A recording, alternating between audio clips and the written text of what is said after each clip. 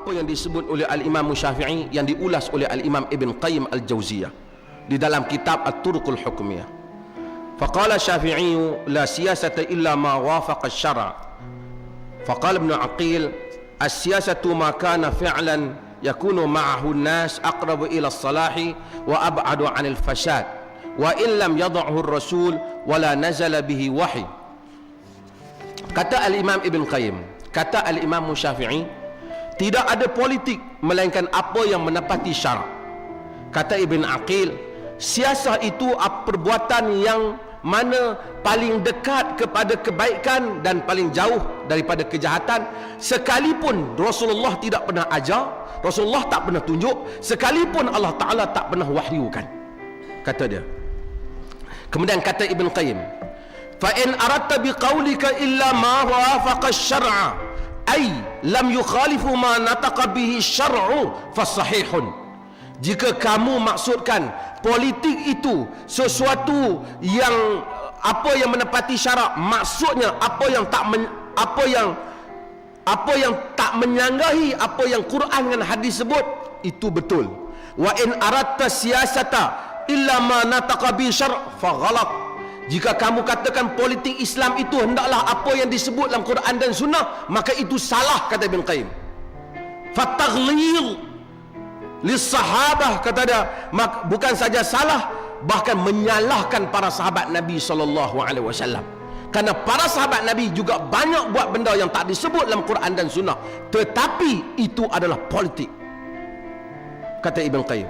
Sehingga Ibn Qayyim sampai kepada satu kesimpulan, yang mana kesimpulan penting Ibn Qayyim sebut, dan tuan-tuan boleh baca, saya telah terjemahkan sebahagian daripada kesimpulan Ibn Qayyim,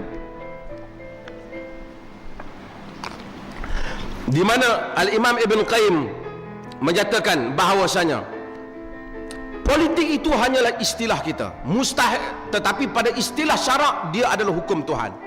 Hukum Tuhan itu, kata Ibn Qayyim, tidak terbatas dengan apa yang kita lihat ada dalam Quran dan Sunnah. Di mana saja ada keadilan, disitulah hukum Tuhan, kata Ibn Qayyim.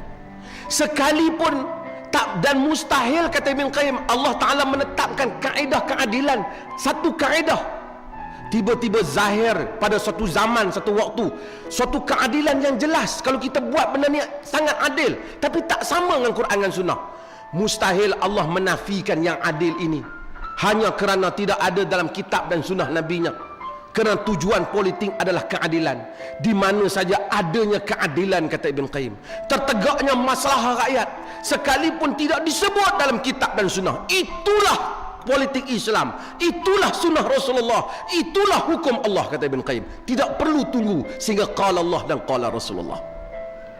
Ini idea politik Ibn Qayyim dan Ibn Taimiyah. Mereka mendahului pemikiran politik Islam dalam dua ini, yang tidak didahului oleh semua penentang-penentang mereka yang konservatif. Dua tokoh sunnah, Al-Imam Ibn Taimiyah dan Al-Imam Ibn Qayyim, mereka bukan literalis, tapi mereka adalah para pemikir Islam yang telah bercakap soal keluasan politik Islam. Ini perkara penting untuk kita belajar. Apabila kita menyebut madrasah Al-Imam Ibn Qayyim, dia bukan madrasah semayang tak tangan tak dada atau bergerak jari saja.